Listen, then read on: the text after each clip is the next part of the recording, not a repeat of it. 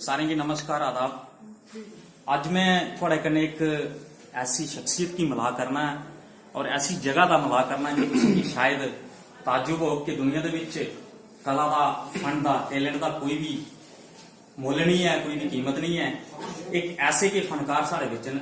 मैं पिछले 2-3 दिन का नोटिस करा था GMC जम्मू दे विच जिथे मरीज ते उनके तमीरदार जिहड़े भी अटेंडेंट्स होंदे ने बड़ी परेशानियां विच होंदे ने, लेकिन ये वो हस्ती ने, वो शख्सियत न कि आई अपने फन का इतना मुजाहरा करते है, अलग अलग किस्म दी आवाज़ां कढ़दे है ते मरीजें का ते बाकी अटेंडेंट्स का कुछ देर वास्ते मनोरंजन करते है।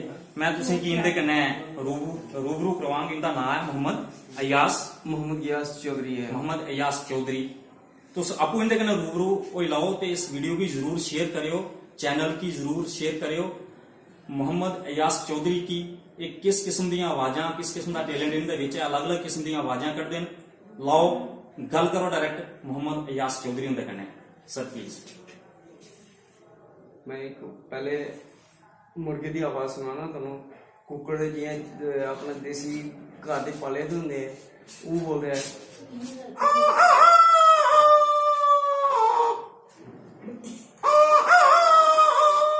क्या बात है यार साहब, बहुत खूब, बहुत बढ़िया। उसके बाद जिसले अगर मुर्गी जाती है किते अंडा देने वास्ते, घोंसला तोड़ती है लेकिन नहीं लभदा, फिर वो करती है। उसके बाद अंडा दे के निकलती है बाहर, वो करती है।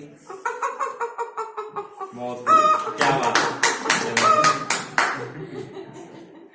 उसके बाद अपने जेडे घर दे कुत्ते पाले दे होंदे है वो बोलदे है।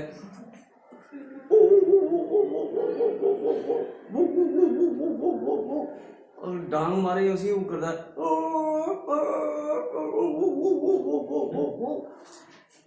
शहरी कुत्ते जेडे आम इत्थे बाहर फिरदे हैं वो करदे।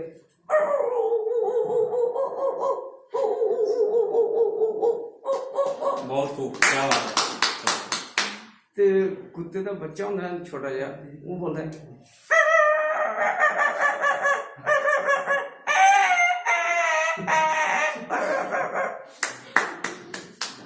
बहुत खूब।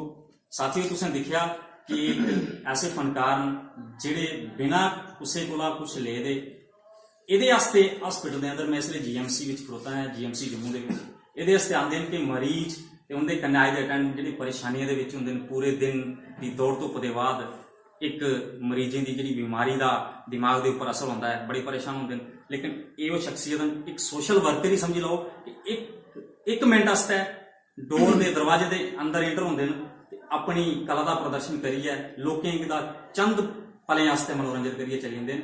मैं इनका बहुत बहुत शुक्रिया अदा करना और मैं सारे अगे इल्तजा करना कि इनकी वीडियो भी ज़्यादा को ज़्यादा शेयर करो, चैनल की लाइक करो। और मैं ये आखूँ कि मोहम्मद अयास चौधरी जी थोड़ा कोई मुकाबला नहीं है, तुस दुनिया के सब तो बड़े फनकार हो। बहुत बहुत शुक्रिया। चैनल की जरूर सब्सक्राइब करो। बहुत बहुत धन्यवाद। धन्यवाद सर।